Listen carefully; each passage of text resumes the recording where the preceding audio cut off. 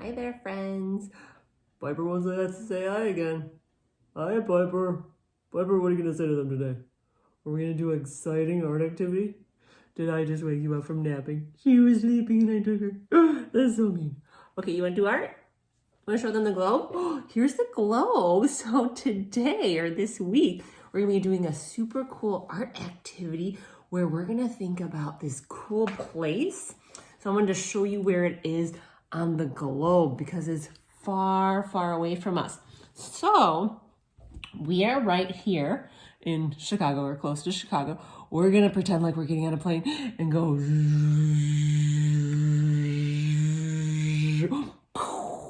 And we're landing all the way down here below the equator in Indonesia. Okay, so I looked it up. It would take us 19 hours on a plane to get there. So that's far away. It's pretty much on the other side of the earth from us. So I checked into it. It's a really cool place. I'm going to show you some pictures and maybe include a video of it too. But what I want you to know just quickly is that it was a really run-down village, which means that things were falling apart, it wasn't taken care of, and it just wasn't a good place. So then a junior high principal thought, oh, we could make this a much better place if we add some color. So they turned it into a rainbow village. I mean, what could I love more than a rainbow village? And it is called Kampung Pelangi. I'm not totally sure if that's how you say that, but it's kind of fun to say, Kampung Pelangi. And what's cool, now that they made it into the rainbow village, lots of tourists come there to see how beautiful it is, which also helps the village to grow and become a better place to live and then also to visit. Obviously, right now, there's probably not a lot of people going there. So I'm going to show you some pictures of it and a video, and then we're going to do an artwork. What you need for today, this week, is a piece of paper. I just have regular old computer printer paper. I would recommend a black marker. A Sharpie is great. I like this one because it has a little bit thinner tip. And a pencil if you want. Okay, and then we're going to have some other materials, but not until later.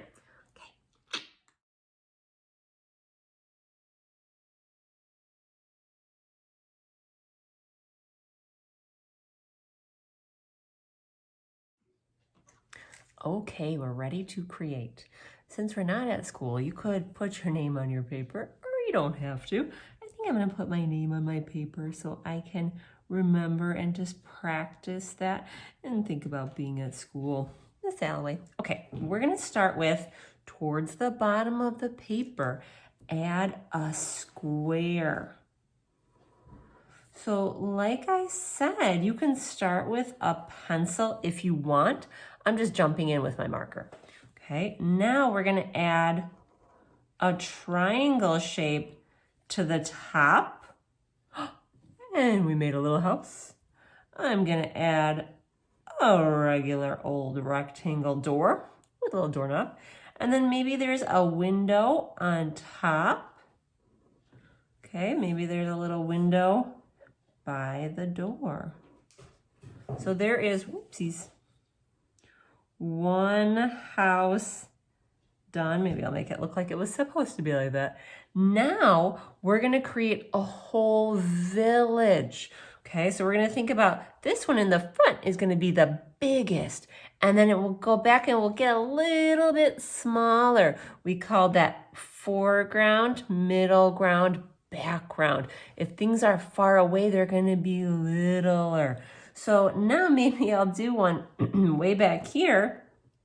That's going to be a much smaller square and a much smaller triangle on top. Ooh, I'm going to teach you a cool trick. This is one of my favorite tricks. We're going to make this house 3D. So I'm going to draw a line going back like an angle. Ooh, another one going back. So the top, and then also the bottom. Now I'm gonna match it up. So this was straight up and down, so that one is. This one was on an angle, so this one is. And there we have a little 3D house. Of course it needs a door. Of course it needs a window. Ooh, I'm gonna do a window on the side. Maybe a cross in the window. A circle window on the front. And then maybe some interesting patterns on the roof.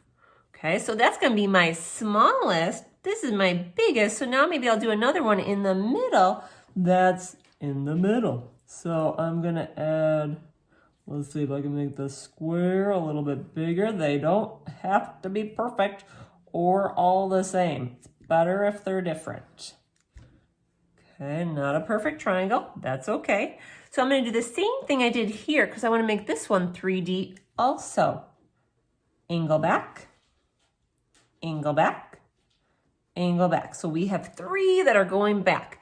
Now this should come down and this should come straight down. So it's angle, angle, straight, straight. By the way, you do not have to make them 3D if you don't want to. Ooh, this door I'm gonna have a curved top just for fun. Ooh, maybe it's got this cool window. Ooh, it looks kind of like a flower. Maybe it has long windows on the side. Maybe it's got, ooh, bubbles on the roof.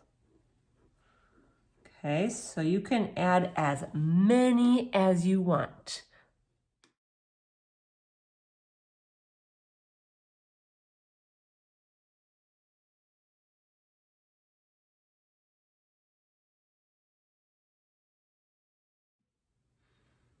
Okay, so now you can see that I drew a bunch of houses. Let's count. 1, 2, 3, 4, 5, 6, 7. I could even add more. This is an 8th, but it's running off.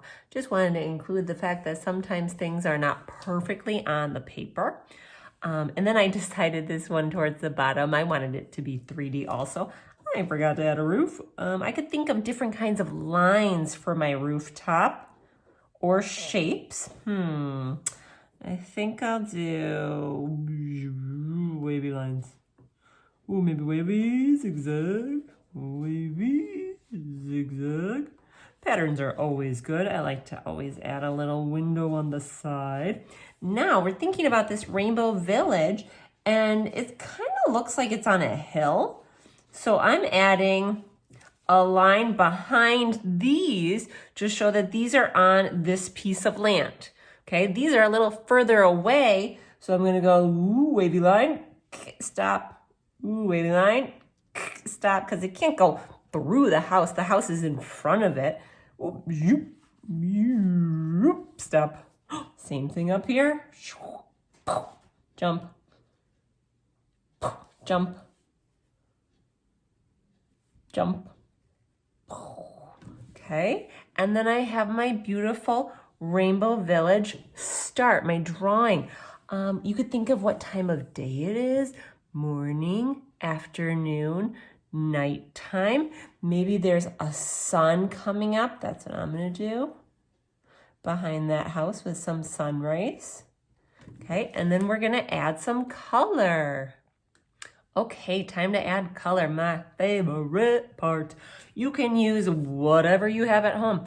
Maybe you don't really have anything to color with and you just want to leave it like this, or use your marker to fill in some areas like we did in our Zentangle. That always works. Another option you might notice I have my markers. I also have my handy dandy bag of chalk. Since we have been using chalk for our paper marbling, I thought, ooh, that could be a fun thing. I can show you a different way you can use it that I just learned. So what I would recommend with the markers or whatever you're gonna use for the houses is use them and very carefully color. So you outline and then just draw lines to fill it in. Maybe think about, if I did that purple, maybe now I want to do this part. Oh no, that doesn't work. I found 2 markers in my box that do not work. That's no good. Do that little part orange. So I'm just gonna work on my skills. Every time you're doing an artwork, you are improving your skills because you are practicing. So the more practice, the better. Okay, so there I have that rooftop colored. Oh, let me get my other example that I was working on. So I finished coloring in this house with my marker, and you might have noticed I added some color on the bottom. It's coming up a little bit, which I'll show you a trick for also. Ooh, maybe I'll do this part in the sun. So I can use the chalk and just color in. Okay, not too hard. Then I'm gonna use a paintbrush, or if you don't have a paintbrush, you could even just try to use your finger. I'll try that. And then oh, by the way, I need water too. So I'm just gonna get a little dip of water and then go over it. And the chalk, do you hear Piper playing? The chalk will kind of start to become like paint. It's pretty cool. Let me show you again in one of these other areas. So and I like to use the chalk just kind of on the side like this. Does not have to be perfectly filled in. That's the beautiful part of this piece of the process. I would probably do this last once I finish coloring everything in. But again, that's totally up to you. So that was green. I'm gonna go back over with a little yellow just to let those colors mix and blend, because that's always great. Use my finger to blend them. And then I'm gonna use my magical paintbrush, get it wet, and then paint over. Check it out. And then I can get the chalk to go right up to wherever the edge I'm painting up to needs to go. So this is pretty cool. With the 5th graders, we were using starch to paint over the chalk. And actually, I learned that water works just as good. So that is pretty exciting. Water is much easier. See, and again, I used this marker, and this marker, when it gets wet, it starts to bleed. So I recommend Sharpie. A Sharpie is a great thing to have. Okay, so that's my progress so far. I'm gonna keep going and show you what it looks like when I'm done. Can't wait to see yours. Notice how my edges are kind of popping up. I'm gonna use one of my thick books that I have. I'm just gonna place it, my artwork is dry, completely dry. By the way, the top part is my favorite, and I didn't paint over it.